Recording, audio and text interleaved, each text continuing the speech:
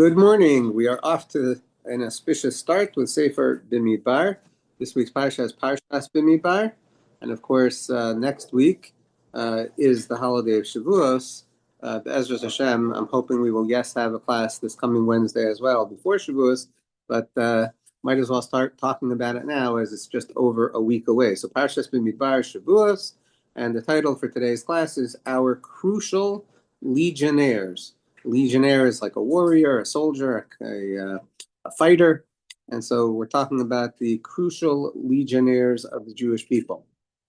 Month of Iyar classes are sponsored in loving memory of Daniel ben Ari Yaakov Halevi Zechrono Livracha, and for the merit of a refuah shalema for Daniel ben Chaya Pesya, Israel ben Chaya, and Chaya Ruth bat Mecha.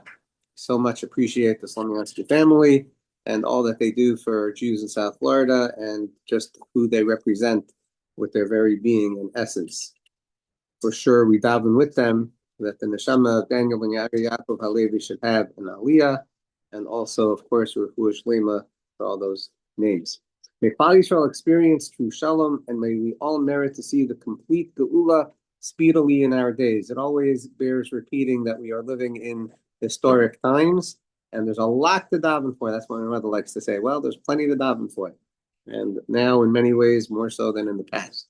This week's classes are also sponsored for the benefit of refuah shlema for Peril Sasha, Asmero Rivka, Binyamin ben Lillian Lily, Baruch Yoshua Yisrael ben Simma, and among all K'lal Yisrael that need a refuah.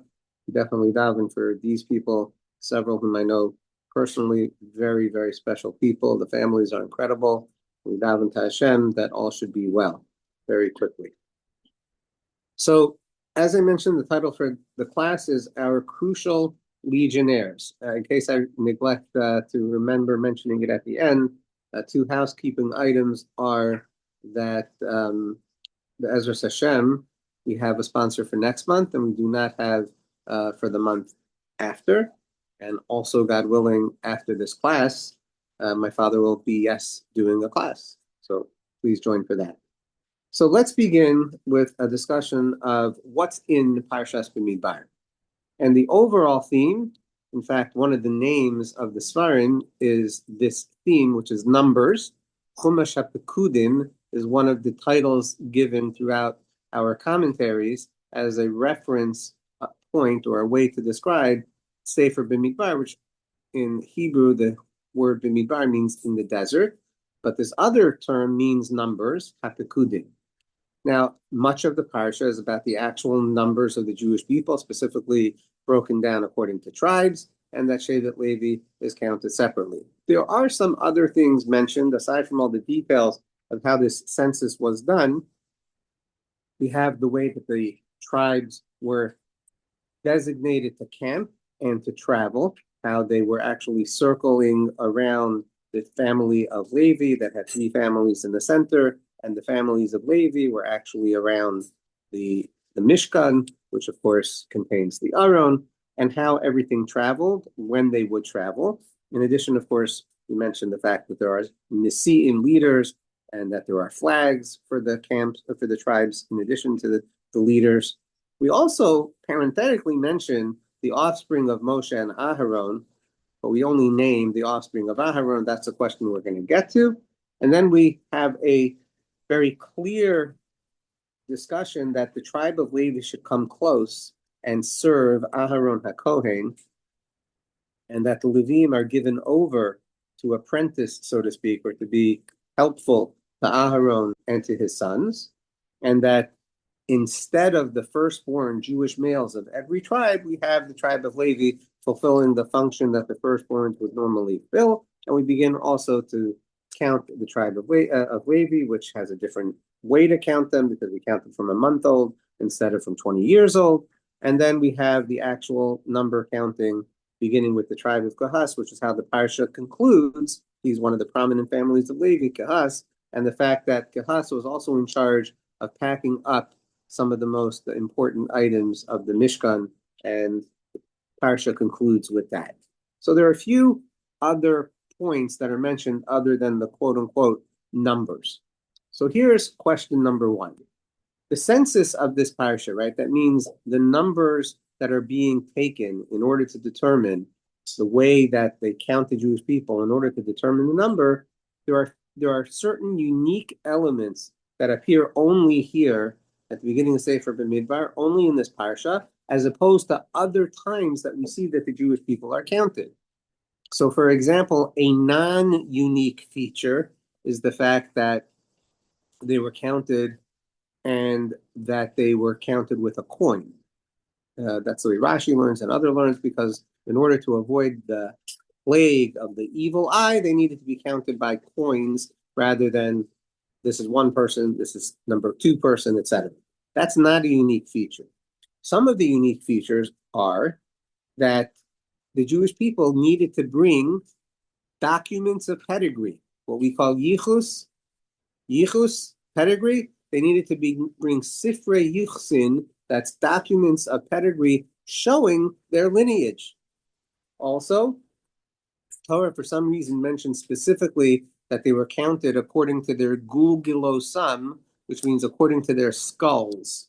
Skull, skull. That's a pretty interesting way to talk about counting people. Let's count how many skulls there are in the room today. That's a very interesting description. Why is the Torah talking according to their skulls? Also, a unique feature is that Moshe and Aharon took the tribal leaders to do this counting. That also we don't find anywhere else. So the question is, what is happening in this unique situation of counting here at Parshas B'Midbar that's different than any other census that was done before or done after, where these features were not required? A document of pedigree, which is obviously seemingly pretty onerous, and also that the leaders would count them, and this idea of their skulls. What unique aspect or purpose of this particular enumeration necessitates these elements? Question number 2. We have that the Torah tells us very, very clearly, do not, you know what, I'm going to go in a different order. I apologize. Question number 2. The Torah, as I said, points out the offspring of Moshe and Aharon. Now, the offspring of Moshe and Aharon is not a new fact, and seemingly we don't need any sentences to discuss who are the offspring of Moshe and Aharon. So that's one question. Why bother repeating who they are? Number 2 is that the Torah only mentions the children of Aharon. So even though the Torah says these are the offspring of Aaron and Moshe, it only mentions Aharon, Nadav, Avihu, Elazar, and Isamar. It does not mention the other children of Moshe that we know exist, because the Torah told us their names earlier, called Gershom and Eliezer. So in addition to the question of why do we need this information of the offspring of Moshe and Aaron repeated, and why is this information being specifically repeated here, why are the children of Moshe being explicitly excluded? Right? It's like the Torah is going out of its way to say, and it sounds like a horrible thing to say, that the two sons of Moshe, Gershom and Eliezer, they're not his offspring. Because the Torah specifically says, these are the offspring of Aaron and Moshe, only mentioning the children of Aaron, excluding mentioning Moshe's children, leads you to believe that somehow they don't count as his offspring, which is obviously not true. So why would the Torah give us that seemingly false indication? Along the way of the counting, when the Torah mentions that take the tribes with you, the leaders of the tribes with you, and make sure that everybody brings their documents of pedigree, the Torah begins by mentioning the children of Reuven first, meaning all the descendants of Reuven according to their tribe and their number. But it says, by the way, the children of Reuven, Bechor Yisrael, the firstborn of Yisrael, these are their offspring according to their families, and these are the numbers. Another fact that we know already, we know Reuven was born first. Now, you might want to tell me that it's telling us that he has the status of a Bechor, okay, but seemingly we know that also. And if you want to tell me that somehow the things that he lost earlier were reconstituted, that's not the case. So clearly it means that he's the firstborn, but it doesn't seem to tell us much else about him being a firstborn. He still does not get a double portion in the land of Israel. That was given to Yosef. He still does not produce the Kohanim or the Leviim that was given to Shevet Levi. He still does not produce the kings that was given to the tribe of Yehuda. So what's the point of saying that he's the firstborn? So that's another question. That's question number 3. Question number 4. The Torah goes out of its way after it says, count all the Jewish people. In chapter 1, sentence 49, it says, but the tribe of Levi, do not count them, do not lift their heads among the Jewish people. And then it says, and now count the Leviim, and it continues. So this is a really kind of strange thing.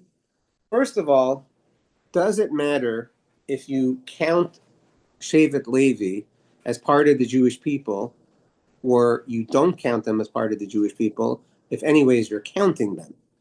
In other words, seemingly the idea of counting is to know the number. It's one thing if you want to say, hey, don't count the tribe of Levi. Don't count them. Don't count them. Don't give me a number. I don't want to know. They're not included in the census. You don't need to count them.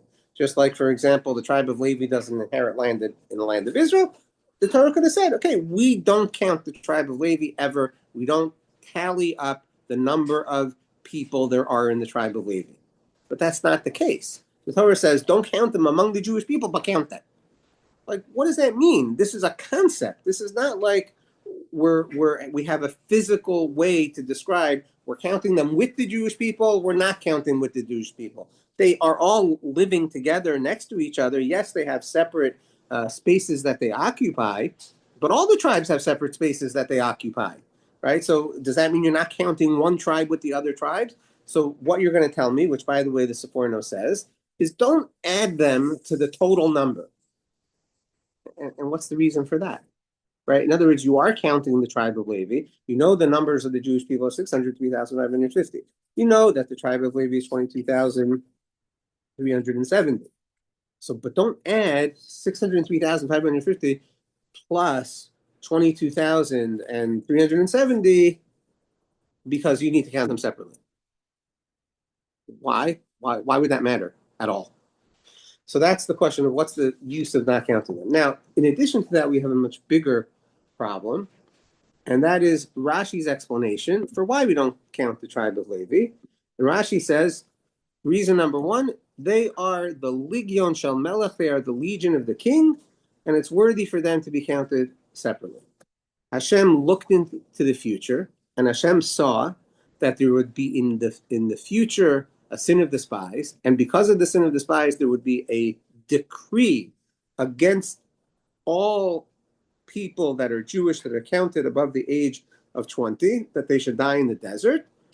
And therefore, I don't want to count them as part of that because I don't want the decree of what happens because of the sin of the spies that they should die in the desert. I don't want that to happen to the tribe of Levi.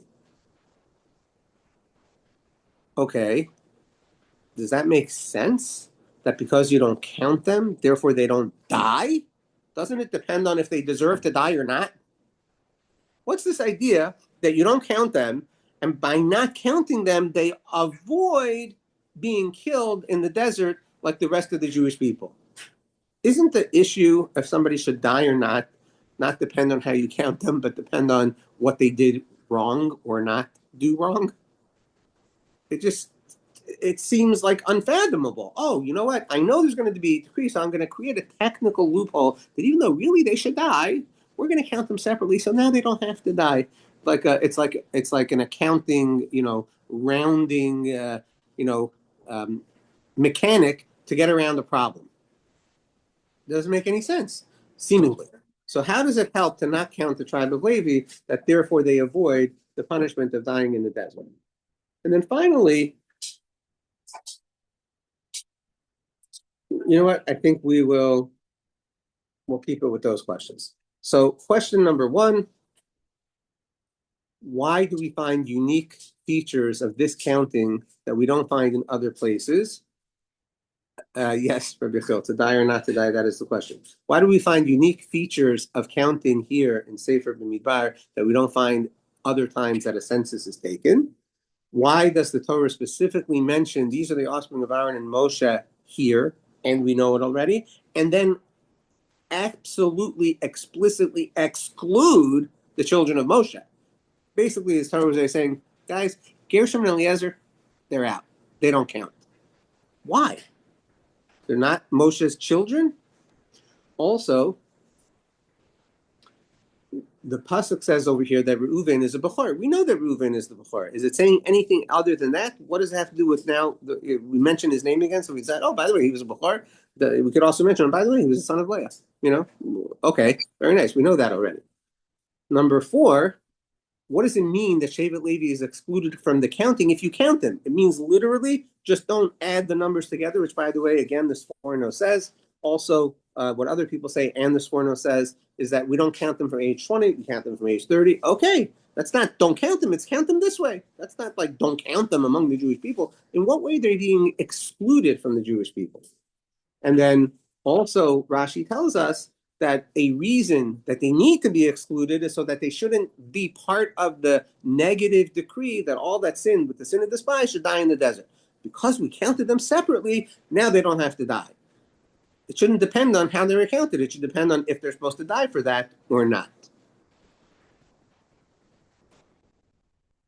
Okay, so I'd like to begin with pointing out that the typical Hebrew word for counting, which is what we're in the middle of right now with the Omer, is sefira, counting.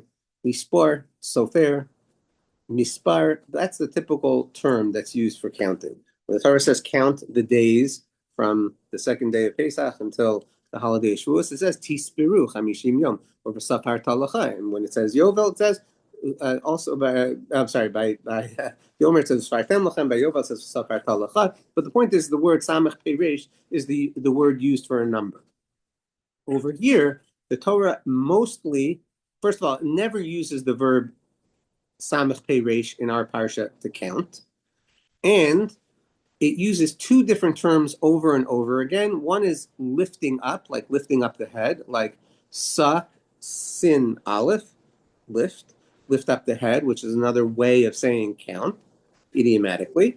And then number 2, it uses the word pekod, pe kuth dalid, which means to appoint, but it also means to count.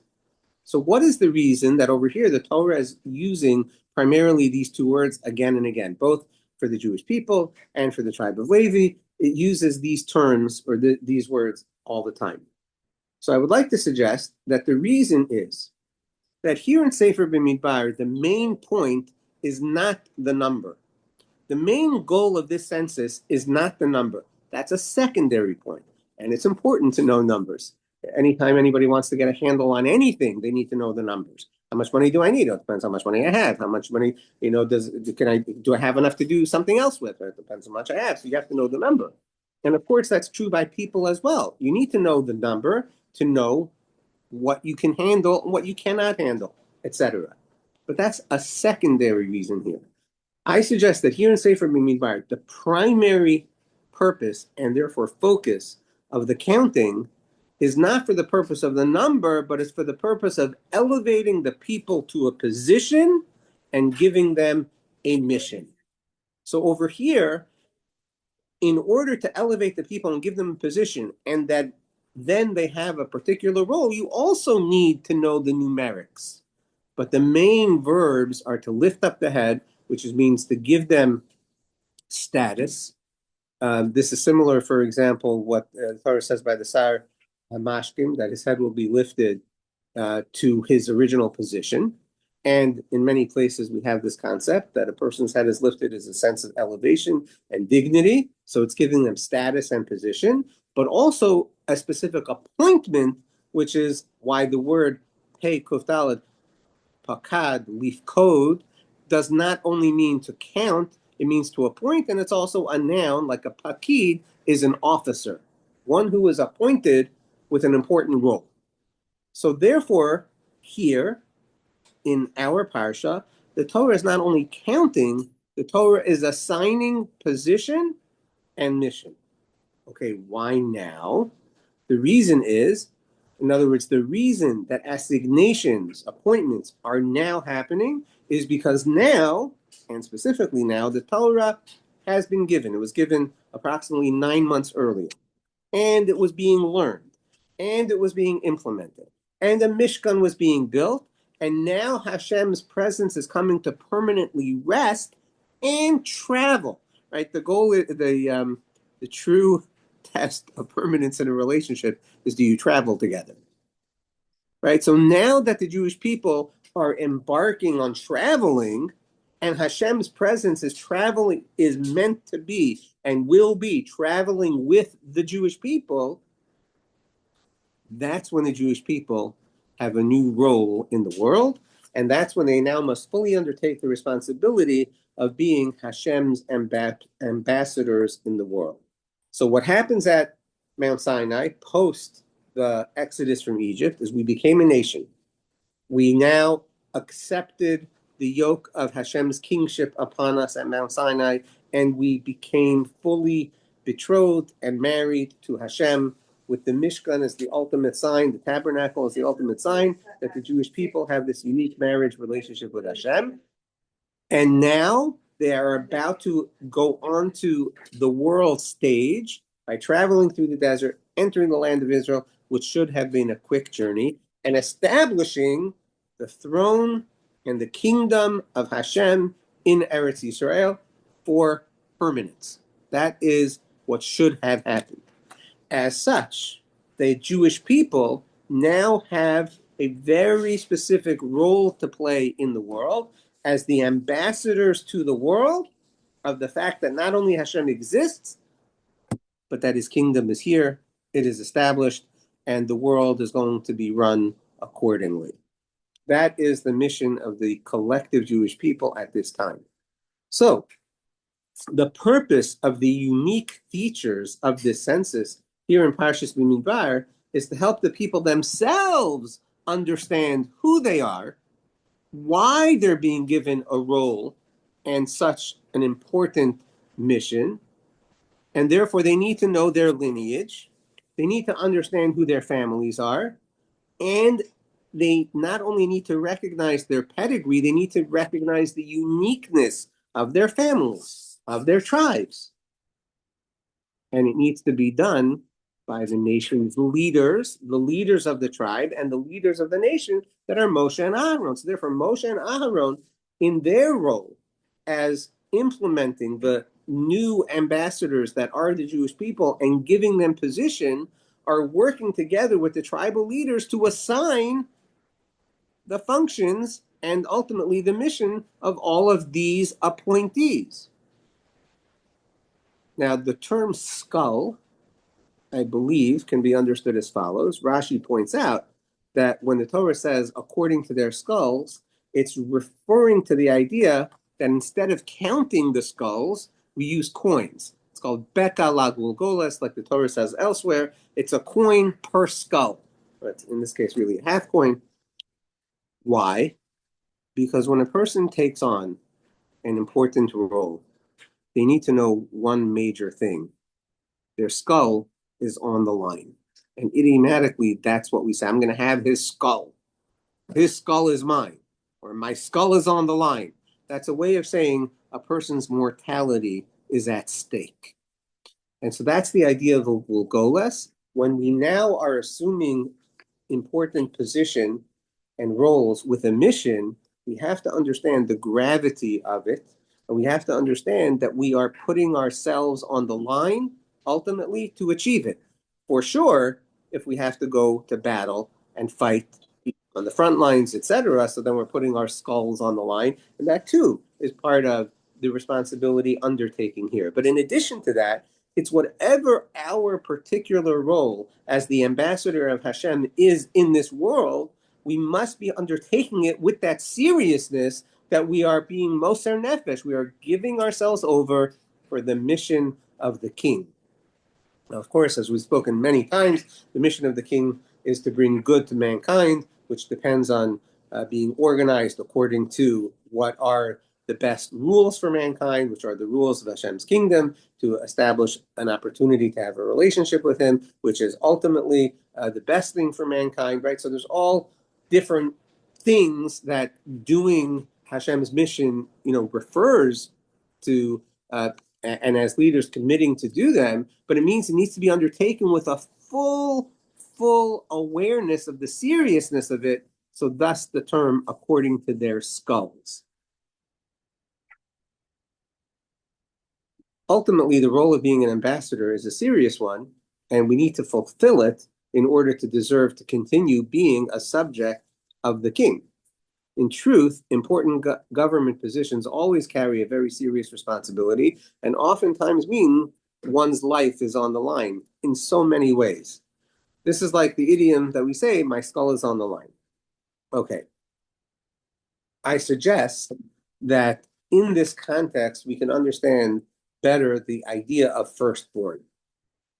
Typically, a firstborn son understands that his role is to carry forward the mission of his parents. Sometimes that's seen as the mission of the father, but it's really the collective mission of the marriage that produced him. And as such, a real leader needs to be one like a Bechor. A Bechor is a person who fully invests his life into carrying forward the mission, and it somewhat explains why he gets more of a portion of the father's estate than the other sons, because he is living the responsibility of carrying out his father's mission, and that's why he would therefore get more assets.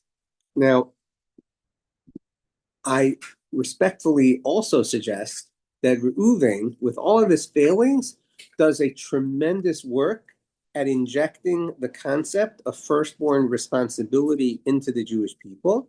I'll give you a couple of points, and they are that the Torah is here saying Reuven is the Bechor as a way of testifying that despite Reuven's failures in fulfilling his role and implementing his father's mission, he nonetheless did great things. Here are some examples. Reuven, in seeking to carry forward his father Yisrael's mission, he attempted to assert his mother Leah as the main wife of Yaakov after the death of Rachel. Now, he was impudent, he was hasty, he did the wrong thing. That was not the right way to go about it, but his intention was to establish Leah now as the main wife of Yaakov, and whatever that would mean for the future development of the tribes. Went about it the wrong way, and he lost major because of that. But his intention was to continue the mission. Also, he had his attempt, although not ideal, of saving Yosef and bringing Yosef back to his father. Let's remember the context. Yaakov establishes a supremacy for Yosef by giving him the coat of Pasim, right? Giving him that special garment. And the brothers are jealous, and the brothers want to kill him, combined with the dreams and everything. But Reuven's intention is to mitigate the damage and to bring Yosef back to his father, right? So again, to do what his father would want. He does a poor job of it. He should have done it, very zealously and decisively instead of waiting. And then by then it was too late because he was sold, but that still wasn't his intention.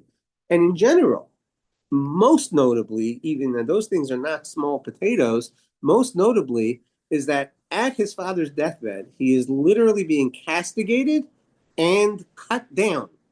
He's being told, you did bad things. And because of that, you're not going to have the kings, you're not going to have the Kohanim and Leviim, you're not going to get the double portion.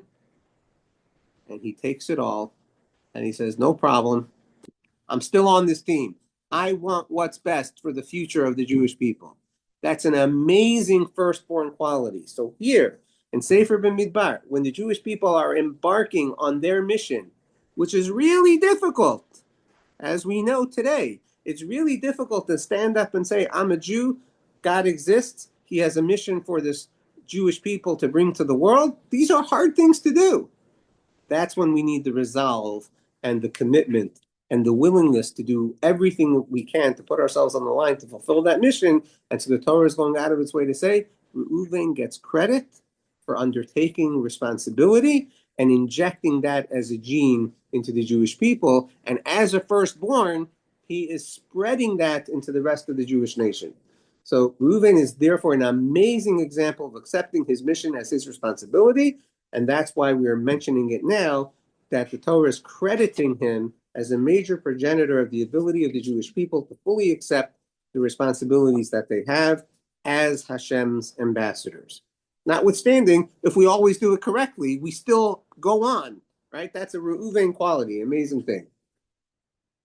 Now that we can clearly understand that counting here is not one of numbers, but rather it's mostly to understand that there's an assigning of roles and missions. It's very clear that the purpose of counting Levi separately is not about the number, it's about the fact that he has a different job, he has a different mission. So when we say don't count him with the Jewish people, what we really mean is don't appoint him with the same role and mission as the rest of the Jewish people. Therefore, he's counted differently. Because his mission is different, it goes from 1 month old instead of 20 years old. Because his mission is different, we also camp them very differently, right? He really has a space on all four sides because Moshe and Aaron are on the fourth side. But basically, he is a circle himself, the tribe of Levi, within the larger circle of the Jewish people. That is a totally different role. And because of that, and we'll explain in a moment what his role is, because of that, the way that he is judged and the determination of what happens to him is radically different than the way the Jewish people are judged, and ultimately the result for them can be very different than the result for Levi. So we asked the question, hey, look, if the tribe of Levi does not deserve to die, it doesn't depend on being counted. No. The reason that they don't deserve to die for the sin of the spies is because they have a different job. And the way that we know that they have a different job is because they were given a different job when we counted the Jewish people, because they were assigned a different role. Now you'll say, okay, but why were they assigned a different role? The answer to that question is because they did not sin with the golden calf. Because when it came down to it, they did not stray after the idolatry. And when it came down to it, and the Jewish people needed to suffer the consequences of having sinned the sin of the golden calf, they rallied around Moshe. When Moshe said, hey, who's going to fight the fight of Hashem with me? They rallied around Moshe to deliver the necessary justice in order to protect the sanctity of the relationship between Hashem and the Jewish people, which begins to tell you what their role is. Because they did not sin with the golden calf, because they stepped forward to mitigate the damage of the sin of the golden calf, the role of Levi is not to be ambassadors of the world, of the ambassadors of Hashem to the world. The role of Shevet Levi is to be the ambassadors of Hashem to the Jewish people, to make sure that the Jewish people don't damage their relationship with Hashem so that the Jewish people can be the ambassadors of Hashem to the world. That's two very different roles and missions. And that's why the tribe of Levi is called the Legion of the King, because it's not for the purposes of the world, it's for the purposes of the king's nation. And in order for the Jewish people to be the nation that they need to be for the world, the tribe of Levi needs to be who it needs to be for the Jewish people. Now, there are many different ways to say that, but let's just talk about practically for a second. What is the mission and the function of the tribe of Levi? Well, number one is to facilitate the closest possible relationship with Hashem, not chas v'shalom as intermediaries.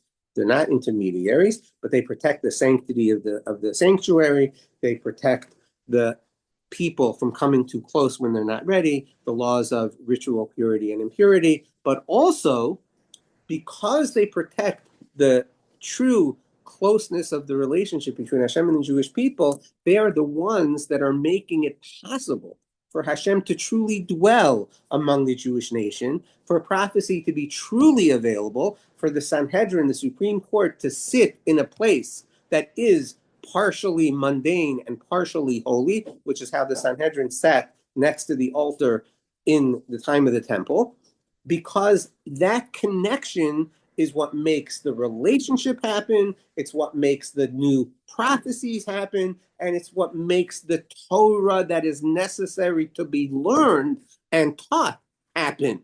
That's why the Torah says you go to the Kohen or to the Shofet that will be in those days, because that symbiosis between the jurisprudence faculty of our people and the relationship with Hashem and the service of the Kohanim in the Beis HaMikdash, that connection needs to be so tight in order for the Jewish people to learn the Torah that they need to learn, in order for them to get the messages that they need to get, in order to grow their relationship with Hashem. And then the Jewish people can be the ambassadors of Hashem to the world.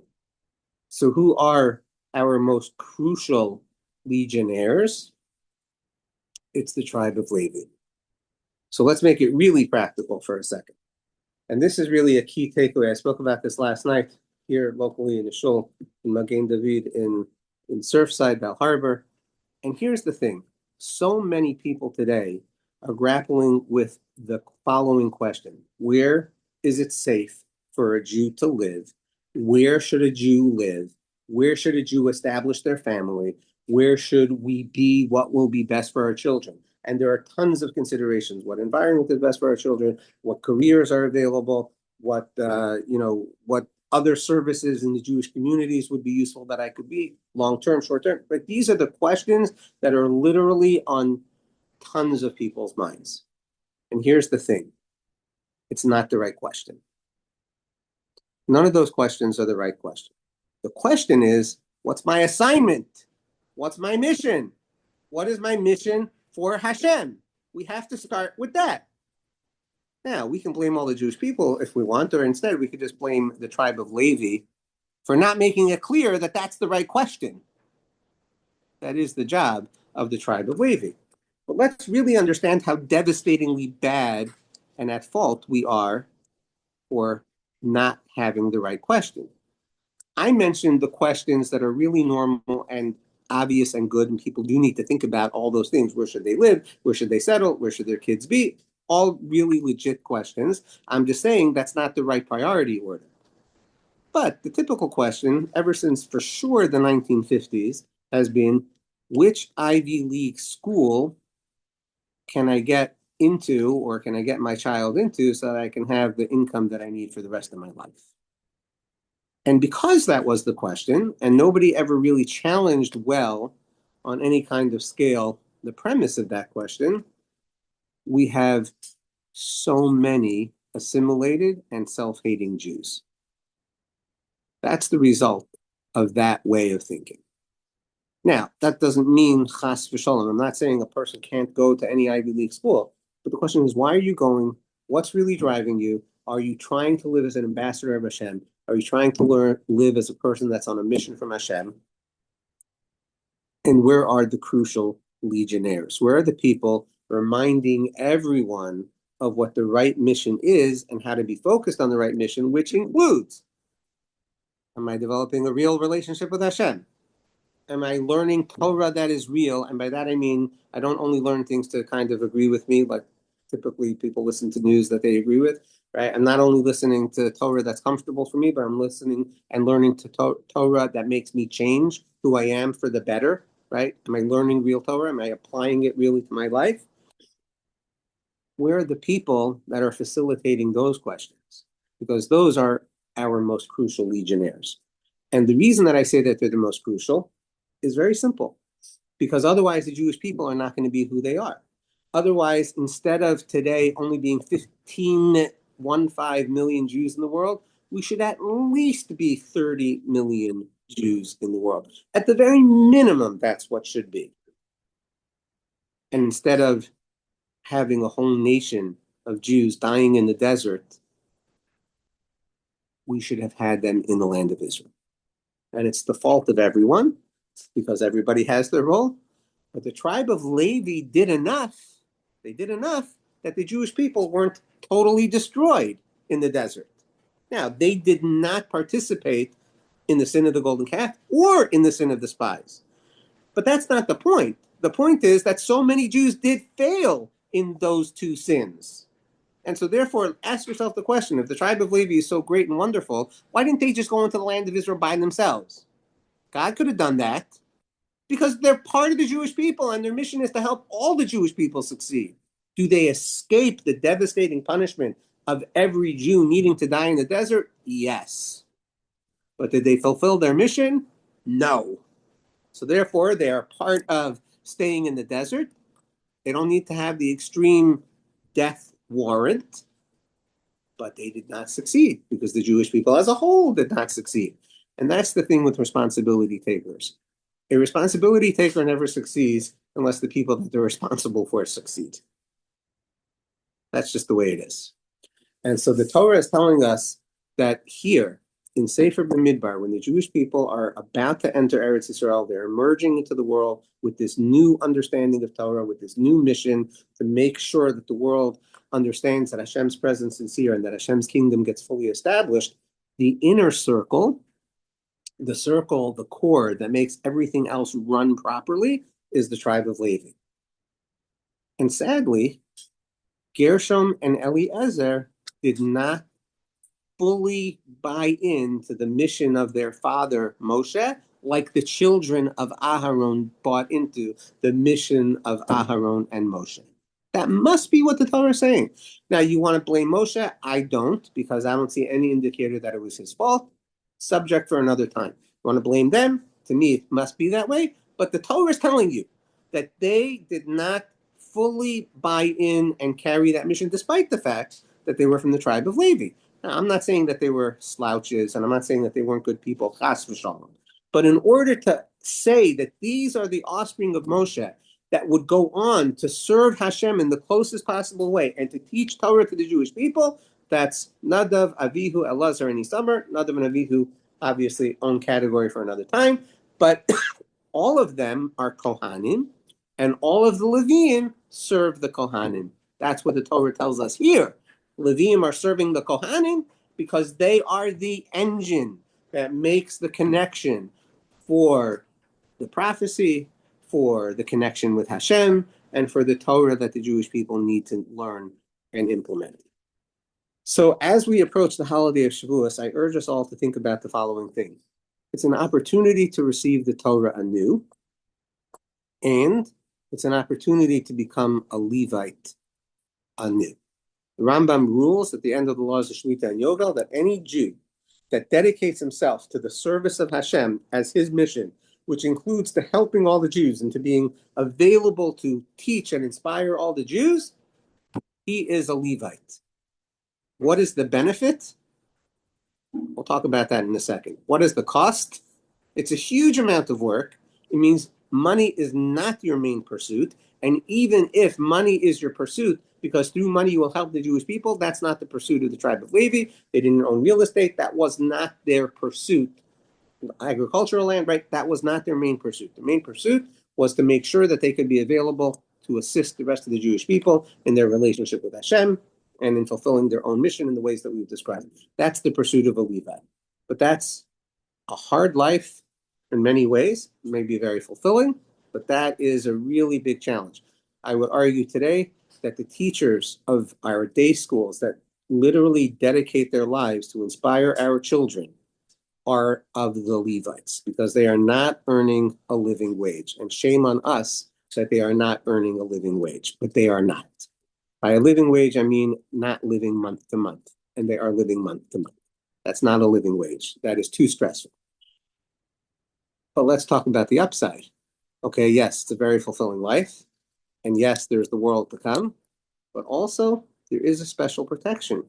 We don't have to suffer the general decrees of the rest of the nation, of which there are a plethora of things that are currently a scourge among our people. There's the horrible illnesses. How many times do we feel like we go through months? I can't believe this person is sick and that person is sick and this person is sick. That's a terrible thing. Or many other harsh difficulties, mental illnesses, right? That's another category. And then there is the unfortunate assimilation. And to which families does that happen? And many other versions of all of that. There is a special protection for the people that give over their lives to help the Jewish people fulfill their mission. And it says, and we say it in our davening, V'chol misha oskim b'tzarchei tzibur b'amunah, HaKadosh Baruch Hu yishalem scharam, v'yasir mehem kol machalav, v'yirpa l'chol gufam, v'yislach l'chol avonam, v'yishlach bracha v'atzlacha b'chol ma'aseh yedehem. Those are amazing blessings. That's a much better life. So we have an opportunity now to sign up for our mission. At the very minimum, every Jew has to realize I'm on a mission from Hashem, and therefore the first question is, what's my mission and how do I get there? And for everybody who wants, information and help with that, you can private message me. I'm giving classes on that in Surfside. Fine. next few weeks. But you can also decide, I want to be a Levite because I want to make sure that the entire Jewish people fulfill their mission, and there's many ways to go about that as well. Any questions or comments today? Beautiful class, Rabbi. And this might be a longer answer than we have time for, but I realized I don't understand why the responsibility falls to the firstborn. Why is it the firstborn? Is it because Ruvain made that example and he was the firstborn? Or is there something unique about the firstborn that they have that responsibility and Ruvain was fulfilling that responsibility? So let me just segue to 1 second because somebody just posted about the information to the Surfside class. The Surfside class is currently for men. If you want to start a class for women, be in touch with me. We'll figure out what to do. That's just currently how it's set up now. The question about the firstborn is that, yes, it is inherent. We know that it's inherent because Torah tells us here, for example, and in Egypt, right, that it's all about the firstborn. And the reason for that is probably both practical, but probably also metaphysical, right? That the firstborn is given a certain kind of insight, a certain kind of talent, a certain kind of ability that is not available for the rest of the children. However, this is the most important part, and so make sure you tell this to your brother. When the Levites became interchanged with the other Jewish people, now the answer is we just become a Levite. Right? So it started initially with the tribe of Levi, but as I mentioned, the real practical application of that today is anybody can sign up for the responsibility and become a version of a Levite. You're not going to get the second Aliyah and Shul. Sorry, can't provide that. That costs money. No, I'm kidding. That just doesn't happen. But the rest of it, can happen. All the blessings, etc. And then did the Pinyon Haben happen? When did the Pinyon Haben become a thing? So the Pidyon Haben starts in Egypt, right? That's still in effect, right? But what happened with the tribe of Levi is that they took the place of the firstborn that should have been serving in the tabernacle instead of the firstborns. So there's still something to the firstborn. I'm not denying that. But in terms of the Levite aspect and all that we're talking about today, that really does depend on who takes the responsibility for it today. And I know we're coming to time, so if we need to pick this up another time, but I was thinking more specific to the nuclear family. Yes. That responsibility I think is still there, and I was wondering if where does that responsibility originate from? May I chime in? Go ahead, please. Yes, well, please. I remember I sent something I heard from Rabbi Foreman. He made the following concept, gave over the following concept. He said that the firstborn is the legacy, is the conduit between the parents and the children to give over the legacy of the parents to the next generation. Why? Why is it the firstborn? Why couldn't it be the second? What if the firstborn has an issue? The firstborn is the closest to the parents. That's okay. So obvious. it needs. We'll talk more. That needs more for sure. But thank you, Rabbi Phil. Excellent. Thank you. Thank you, everyone. Please. Thank you, Rabbi. Thank you. Ethan, I missed you. Everybody, zoom over to my father.